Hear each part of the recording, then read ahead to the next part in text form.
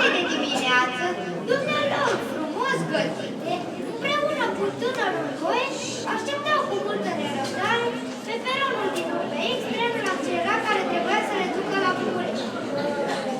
Trenul în care se vor sui ajunge în gara de nord la 8 fără 10. Domnul Goe este foarte impacientat și, cu un ton de comandă, zice încurcat: Mamare, de ce nu vine? Eu vreau să vie! Vine acum, puișorul, mami. Vezi ce bine îi șade lui un costum de mariner? Mamare! Nu ți-am zis că nu se zice mariner? Da cum? Mariner! Ei, ziceți voi cum știți. Eu zic cum am apucat. Așa se zicea pe vremea mea când a ieșit întâi moda asta la copii. Mariner! Vezi că sunteți proaste amândouă? Nu se zice nici mariner, nici marinar. Da, cum probopsitule? Mariner! Apoi de n-a învățat toată lumea carte ca dumneata. Dar nu e vreme de discuții filologice. Sosește trenul și nu stă mult. Trenul este plin, dar cu multă bunăvoință din partea unor tineri politici care merg până la o stație apropiată, se fac locuri pentru dare. Trenul a plecat. Mama își face crucea, Goe aprinde o țigară. Goe nu vrea să intre în ușă, vrea să șadă în coridorul vagonului, în față.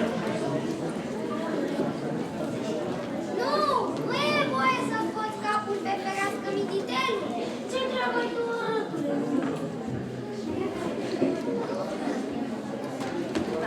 Mamiță! Mamare! Tanti! Ce e? Să oprească! Mi-a zburat pălăria! Să oprească! Vezi dacă nu te astăpe? Ce faci? Toată mamarică!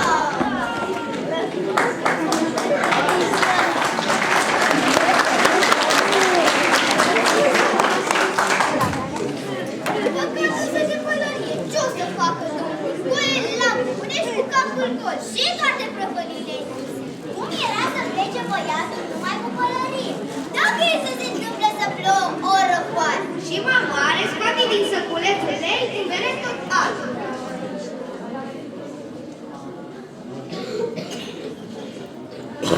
Te mai doare nasul, puișorule? Nu! Să moară mamare? Să moară! Să pupe mamare că trece. Asta e șade mai bine cu perechi. Du-te, odiatule. Dar cu ce nu-i șade lui bine? Du-te, odiatule. Lasă-l încolo, că prea e nu știu. Auzi, dumneata, pălărie nouă și bile.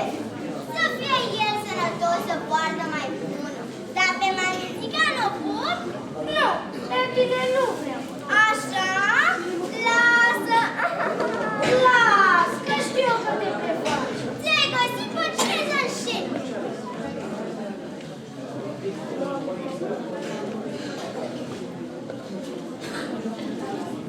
Cine mă pupă? Uite, ciocolată! Mamica pupă pe Goe, Goe pe mamica și luând bucata de ciocolată iese iar în coridor. Puișorule, nu mai scoate capul pe fereastră. E lucru mare cât de deștept. E ceva de speriat, parol. Pe când Goe își mănâncă afară ciocolata, cucoanele se dau în vorbă de una, de alta. Trenul aleargă acum din plecătina către pește. Mamare se ridică, bătrânește și se duce în coridor. Goe! Puișorule, Goe! Vai de mine, nu-i băiatul! Unde e băiatul? S-a prămătit băiatul! A căzut din tren băiatul! Ța-ța, mor! Bravo!